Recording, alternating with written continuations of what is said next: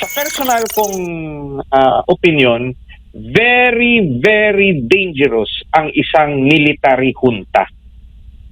Very, very dangerous kung lalabas tayo sa konstitusyon. Bakit? Dahil in general, at base sa human nature, power corrupts. Imagine natin, yung mamumuno sa atin may mga dalang barel. Kailan pa kaya sila bababa kung mag-enjoy sila sa kanilang posisyon bilang leader, bilang military junta? Ito nga ho ang pag-uusapan natin ngayon mga ka-reaction update page. Nagsalita ho kasi itong si Attorney JB Hinlo na kung ano man mangyayari dito sa ating bansa mga update, napakadelikado hong mangyari itong military junta. Unang-una mga update, ano ho ba ang military junta? Papaliwanag ho natin yan para ho mahimay natin isa-isa ang nangyayari ngayon sa ating bansa. Unang-una ho sa lahat, ang military junta mga kabdit, isang uri ho yan ng pamahalaan mga kabdit kung saan ay makapangyarihan ho itong mga kasundaluhan. Parang hawak na ho nila ang buong Pilipinas. Sila ho'y namumuno sa ating bansa kung saan medyo delikado ho tayo. Bakit ho natin nasabing delikado tayo? Kasi isipin nyo ho, si Brownie ang mamumuno sa militar. Isa ho siya sa may matataas na posisyon na alam naman ho natin, isa rin hong may insertion. Di ba?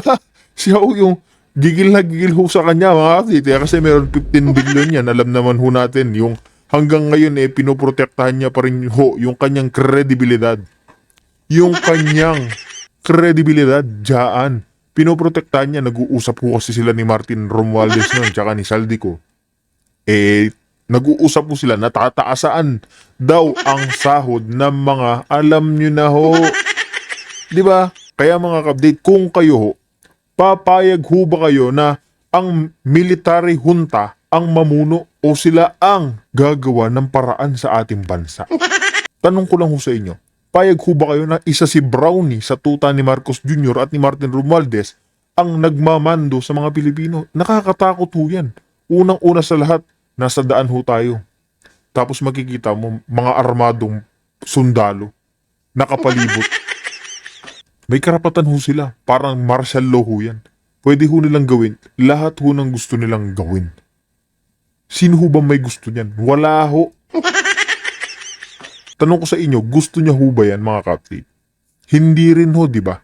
Kaya mga kapatid, bigla hong rumibat dyan si, alam niyo na ang paborito ho nating vice-presidente. Ito mga update, bigla ho kasi siya nagsabi na there is no question about my readiness. Kasi nga mga update, pinag-usapan natin itong military junta.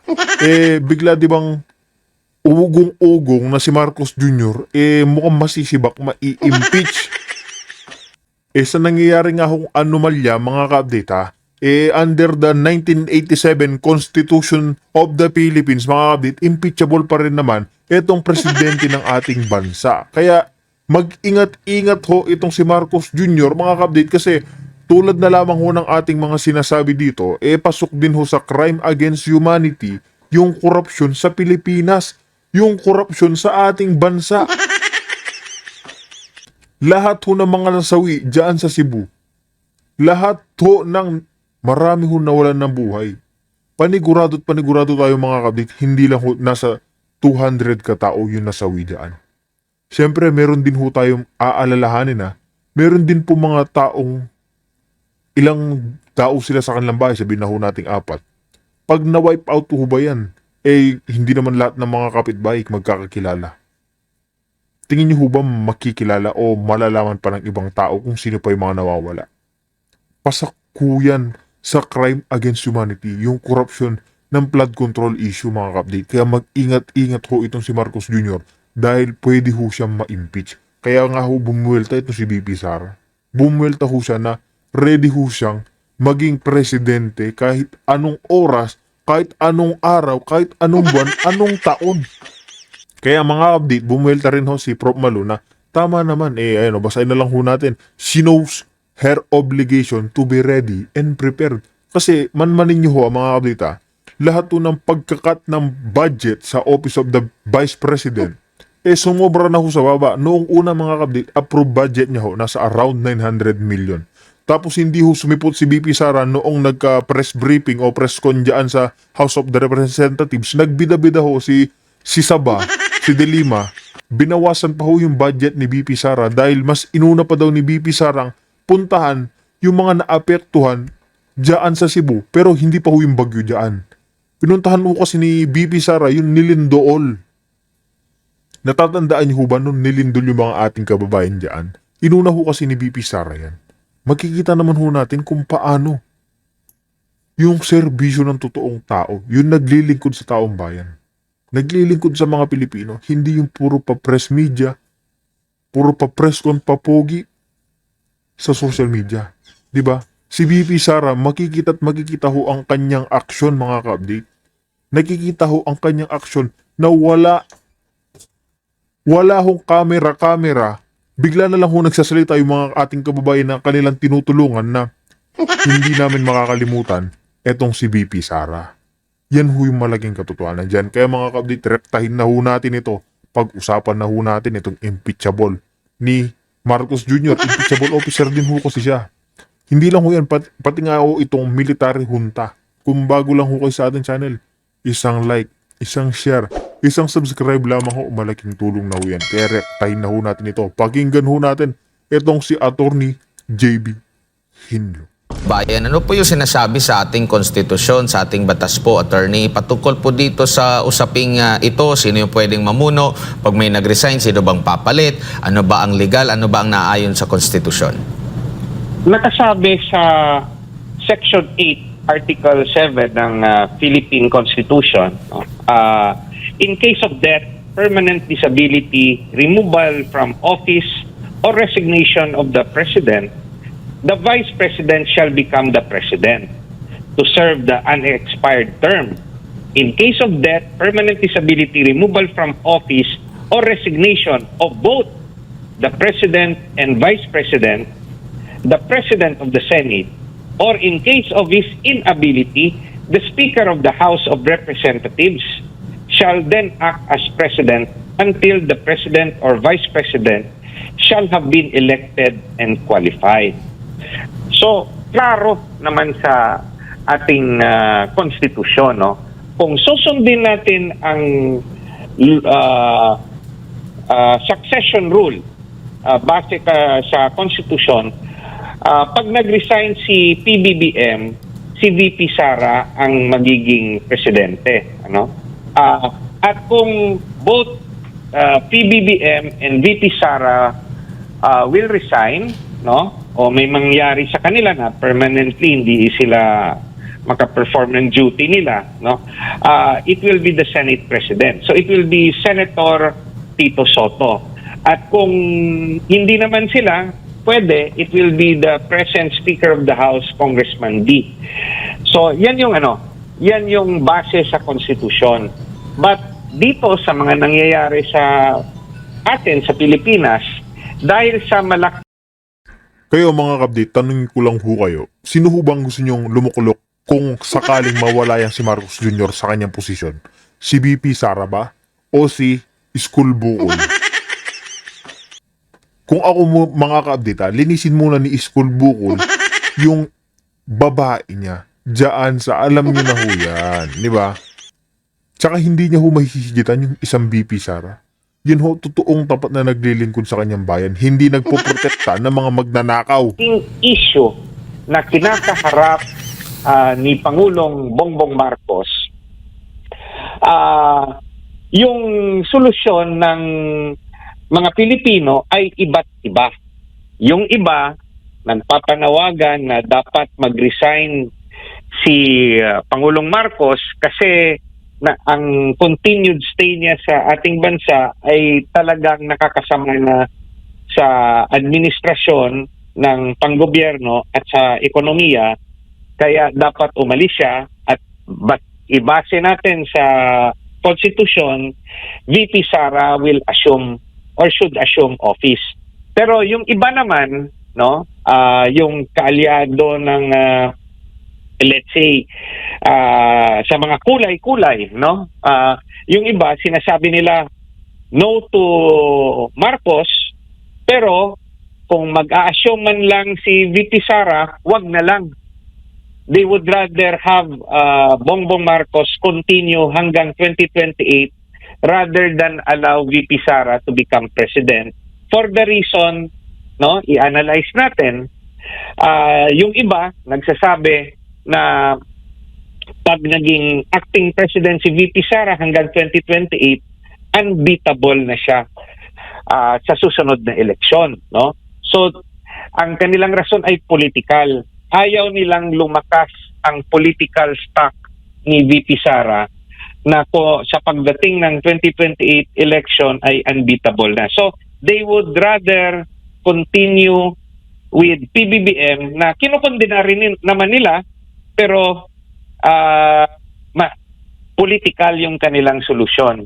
Yung iba naman, pinapanawagan na both PBBM and VP Sara should resign. At kung mangyari yon, hindi rin naman nila sinasabi na si Senator Soto yung gusto nilang maging presidente. Yung gusto naman nila, base lang sa haka-haka at sa mga nakikita natin sa social media, gusto nila military junta mixed with civilian government. At meron pang suggestion doon na may pinangalanan silang isang malaking negosyante. So, outside the Constitution yung mga yon. Sa personal kong opinion, very, very dangerous ang isang military junta. Very, very dangerous kung lalabas tayo sa Constitution. Bakit? Dahil in general, at base sa human nature, power corrupts. Imagine natin, yung mamumuno sa atin may mga dalang barel. Kailan pa kaya sila bababa kung mag-enjoy sila sa kanilang posisyon bilang leader, bilang military junta? O yung negosyante, anong makakapigil sa negosyante na yung utak niya negosyante pa rin at habang nasa pwesto ay hindi pamumuno ng bansa natin ang utak, kundi proteksyonan yung kanyang negosyo, yung kanilang mga negosyo. Kaya very dangerous yung mga opinion na dapat outside the Constitution yung succession in the event na mag-resign si Pangulong Bongbong Marcos. Pero ito po bang mga usapang ito, mga isyong sumusulpot na kagaya po nito, attorney, ay sintomas po na ang ating kasalukuyang gobyerno, kasalukuyang administrasyon, mahina o humihina na po at nakakaligtaan na ang kapakanan ng taong bayan kasi ito na lang po yung mga lagi pong nagsusulputan po ng mga issue? Yung mga malalaking issues na kinakaharap ni Pangulong Bongbong Marcos, wala nang solusyon ito. No? Talagang pabagsak na ang administrasyon at defensive na masyado yung administrasyon. At yung magsasuffer nito ay tayo, taong bayan. Yung ekonomiya natin pabagsak na ng pabagsak. Kahit sa naman mga kabdit, malaking katotohanan na ho yan. Kasi nagkikita naman ho natin, mismong tayo nararamdaman na ho natin, yung ekonomiya ng Pilipinas, lalo hong pababa ng pababa. Parang spaghetti nga ho Spaghetting pababa ng pababa ang admin ni Marcos Jr. Yan ho yung sinasabi niya, yung pinagmamalaki niya ho, pagbabago ng Pilipinas. Yan ho yung pinagyayabang niya noon pa man. Tignan nyo ho yung nangyayari sa atin. Wala na ho pumapasok na investor. Yung pamilihin tumataas. Gulay na nga lang mga kabdit sobrang mahal. Karni pa. Tingin nyo ho ba yung 500 to 1,000 pesos na minimum wage ng ating mga kababayan, sapat na? Tanong ko lang ho sa inyo mga kabdit. Kung hindi ho sapat mga kabdit, ang solusyon ho dyan, palitan ang liderato ng gobyerno ni Marcos Jr. Palitan ho si Marcos Jr. Yan lang ho yung solusyon dyan, paupuin nyo si BP Sara. Di ba? Yan po yung pinaka nakikita nating aayos sa ating bansa. Wala hong bahid ng kabangagan. Di ba? Planong flood control, yung mga legitimate flood control, hindi na ipapatupad dahil takot na rin yung administrasyon na mapagbintangan na magkakaroon na naman ng korupsyon kasi galit nga yung mga tao. So, natrap tayo sa sitwasyong ito dahil nga yung dalawang malalaking issues laban kay Pangulong Marcos hindi pa nasasagot. Uulitin ko, ano yung dalawang issues? Yung mga akusasyon sa kanya ni Zaldico na kasama bilang insider sa kanilang grupo. At yung pangalawa, yung akusasyon na gumagamit raw siya ng illegal na droga, sabi ng kaniyang ate, no, ni Senator Amy Marcos. Simple rin, no, ang solusyon kahit mauna na lang sa issue ng illegal na droga. Dapat magpa-hair follicle drug test na si Pangulong Marcos. The longer it takes na hindi niya gagawin, pag ginawa niya ito 3 months after, magsususpetsa yung tao na he was just buying his time para hindi na gumamit sa ngayon para after 3 months, negative na. Or, habang tumatagal, papasok rin sa utak natin na baka dudoktorin lang ang resulta ng hair follicle test. Kasi, sino ba namang hindi matakot kung ikay ospital na magko-conduct ng hair follicle test, yung subject mo ay Pangulo ng Pilipinas at yung kanyang pamilya.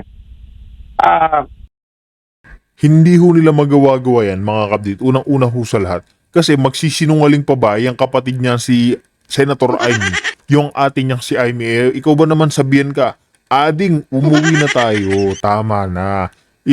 Tapusin mo na yung kabangagan mo. Di ba hindi ka ba nahihiya niyan, Marcos Jr.? Mismong sa ate mo pa, nanggagaling yung mga salitang ganyan. Maawa kayo sa Pilipinas, Marcos Jr., magbaba ka na sa pwesto. Maawa ka sa mga Pilipino, milyong-milyong Pilipino yung pinangakuan nyo ng magandang buhay, ha? Pero anong ginagawa nyo? Sumisinghot, dyan, hindi lang ho yan eh. Napiperwisyo pa ho tayo sa nawawala mga pondo. Yung mga binubulsa, mga ninanakaw ho nila. Di ba? Kaya talagang sa aking palagay, it will take the ultimate sacrifice from PBBM para maayos ang bansa natin to step down, no? At bago niya gawin 'yon, makipag-usap siya sa successor niya kung ano yung terms and condition niya. At kung alamin niya kung papayag rin yung successor niya sa kanyang terms and condition, no? Kasi baka hindi rin pumayag at yung kanyang sakripisyo talagang totoong sakripisyo kasi hahabulin siya ng batas pag hindi na siya presidente. Imagine, we are asking him to resign once he loses his presidential immunity, di kulong siya. So yan yung reality, no? Yung humihingi ng resignation ng presidente, naniniwala ba tayo na voluntarily magre-resign siya? Ako, wala sa isip ko yan. Hindi magre-resign voluntarily si PBBM kasi pag ginawa niya yon, yung kaso laban sa kanya, yung akusasyon laban sa kanya, at dahil hindi na sila magkabate ng kanyang vice presidente, sa kanyang isip, hahabulin siya. So, yung sa mga nananawagan na mag-voluntarily resign si PBBM, do you honestly believe na gagawin niya yon? So yan yung tanong ko sa inyo. Yun nga lang, because he will not voluntarily resign, ang bansa natin pababa na ng pababa economically, ang gulo-gulo na natin politically, pabago-bago at yung pumapasok na mga balita tungkol sa korupsyon, dati pinag-uusapan lang milyones, ngayon bilyones na. Bilyones. Nakakasuka na, nakakagalit talaga. Kaya that is the price that PBBM has to pay, especially remember yung kanyang campaign slogan, Unity, dati. At mahal niya raw yung bayan. PBBM, ano na nangyari sa Unity mo? Watak na ang Pilipinas. Yung dati mong kasama, kalaban mo na. Yung dating kalaban mo, ayaw ka lang pa-resignin dahil takot-takot sila kay VP Sara na mamuno bilang presidente. Magulo ang Pilipinas at wala akong nakikitang kaliwanagan unless na magkaroon na ng bagong gobyerno. So, hindi natin alam kailan yun mangyayari. Opo, and dito po sa investigasyon po, attorney, ano po ang dating sa inyo? Dahil meron pong mga pahayag ngayon, yung ilang miyembro ng, lalo na yung sa Senate Blue Ribbon Committee, na parang hindi na masusundan, wala nang mangyayaring investigasyon kasi parang meron ng report na ang ihahain at parang papayagan or hahayaan na lang po yung ICI ang manguna po dito sa investigasyon. At hanggang sa kasalukuyan, yung ipinangako ng ICI na isa publiko yung investigasyon, hanggang ngayon ay hindi pa naisa sa katuparan. Meron silang mga media advisory, puro mga executive session, attorney. Ang sinasabi ng gobyerno, transparency, dapat may managot. Ito po ba ay patuloy na pinagluloko ang taong bayan sa mga ganitong klase po na mapahayag? Kung natatandaan nyo, no, nung kampanya, nung pagtakbo kong senador, isa sa aking panukala ay amyendahan ang Data Privacy Act, Bank Secrecy Law, Foreign Currency Act, no. Yung tatlong batas na yan ay nagagamit para pagtakpan ang korupsyon at criminal acts. Legally, pwedeng i-justify legally ng ICI at sabihin, we cannot divulge this information na yung nangyari because of the data privacy law. No? So, yung pagpapalabas nga ng SALN sa Senado, voluntary pa yon. Pero yung tanong ko, lumabas na ba yung SALN kahit ni Pangulong Marcos? Pinalabas na ba o hindi? Hindi ko alam, no? Kahit yung sa opinion ng nakaupong ombudsman ngayon, si Remulla, sabi niya na pwedeng ilabas under certain circumstance, but yung Pangulo pa, nilabas niya na. Now, everything na mga nangyayari, sabi ko nga, personally, I feel already that it is a hopeless case. Wala na. It is a survival game na nilalaro na lang ni Pangulong BBM at survival game rin na nilalaro ng lahat niyang mga inappoint sa gobyerno. Imagine mo, pag nag-resign si BBM, they will all be replaced. Kung hindi man lahat, many of them will be replaced by the next administration. Mawawalan sila ng trabaho. Kaya hanggang ngayon mga kabdit, ayaw bumaba niyang si Marcos Jr. Kasi nga ho, lahat ho, si Martin Luther King, alam na alam niya ho maraming matatanggalan ng trabaho dyan. Diba? Naniniwala ho ako dyan, kaya tignan nyo. Kahit naggaan yan na nangyayari sa ating bansa, yung pagkakapal ng pagmumukha ho nito, yung ginagawa ho nila sa milyon-milyon Pilipino, tinitiis ho nila. Tinitiis ho nila kahit na anong mangyari sa ating mga kababayan. Basta nakalukluk lang ho siya sa kanyang posisyon. Pero oras na matapos nga ang kanyang posisyon, mga kabdi, panigurado at panigurado, sa kulungan ho, ang bagsak nito si Marcos Jr. Ibang-iba ho yung katarantaduhang ginawa nila sa ating bayan. Tapos ito pang military junta, mga kabdi. Oras na mamuno ho iyan, tingin nyo ho ba magkakagulo na ang Pilipinas? I-comment nyo ho yan sa ating comment section para mga update mapag-usapan na ho natin yan. Kaya dito na ho natin tatapusin ang ating reaction video.